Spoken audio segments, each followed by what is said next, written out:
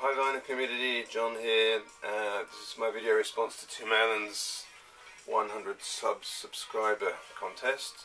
Hi Tim, congratulations. What can I say?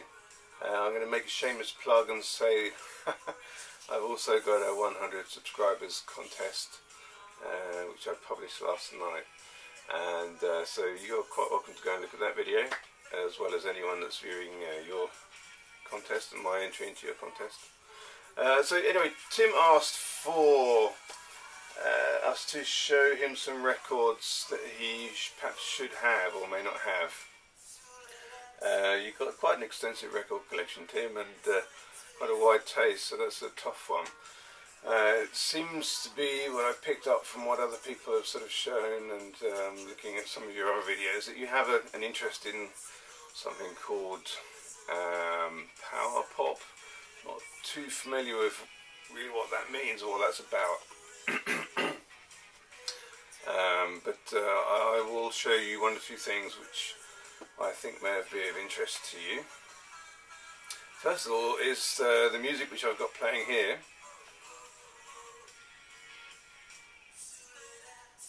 It's a band called The Act.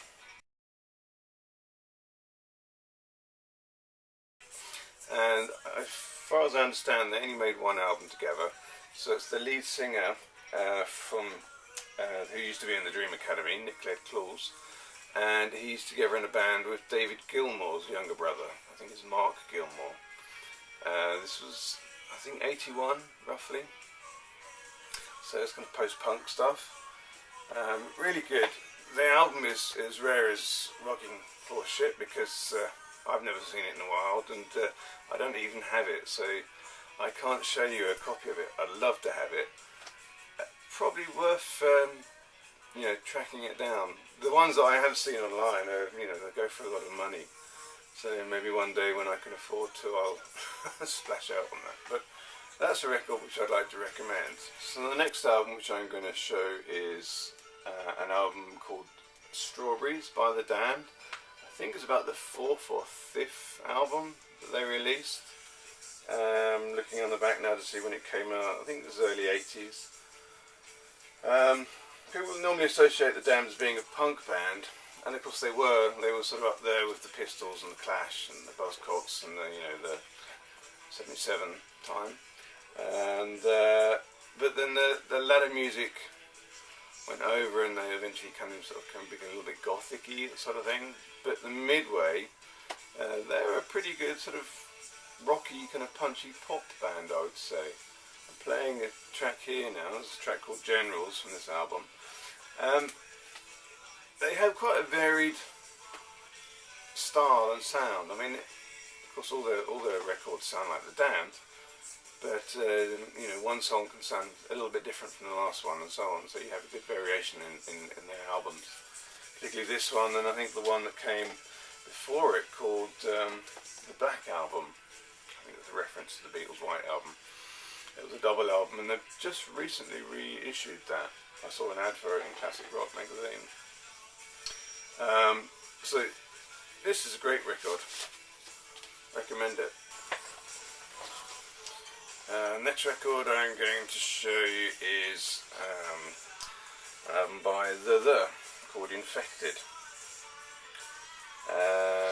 This came out in 1986, if I remember rightly, and yeah, I would have been 16 at the time, so pretty good record. If I remember rightly, it was quite political, but what can I say? It's just a good pop record, not really rock. Yeah, I mean, guys that used to listen to this, we were all into the Smiths and the Pogues, so it kind of went along into that sort of, you know, young person's idealised political view of the world sort of stuff. I can't really tell you much more about that other than it was good when I used to listen to it. I put it on just a couple of months ago, and it's good. Like most records that you've listened to so much in your past, you quickly get bored of them, I think. Well, I do anyway. So that's okay. So my next record is the Manic Pop Thrill album by That Petrol Emotion. I remember when these came out,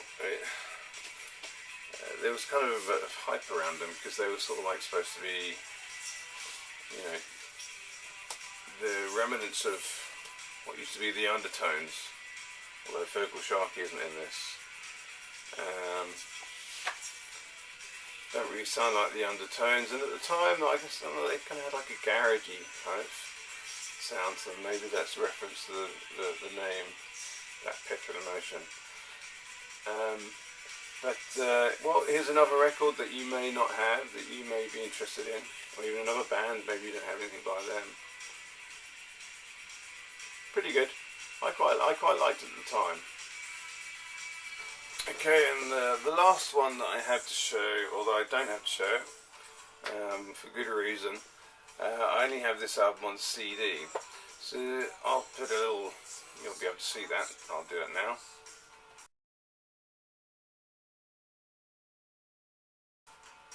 So that is Stephen Duffy. It's kind of one of his solo records. He's the main guy in the Lilac Time. I'm a big fan of the Lilac Time, but his solo music generally tends to be a little bit less. Funnily enough, it seems to be a little bit less self-indulgent and a little bit more of a sort of pop edge to it, I guess. I can recommend this particular album. I got it when it came out. Don't even know if it exists on vinyl. I'll check that out before I post the video, and right here if it doesn't. But generally his work is pretty good. Okay, Tim, well, congratulations once again.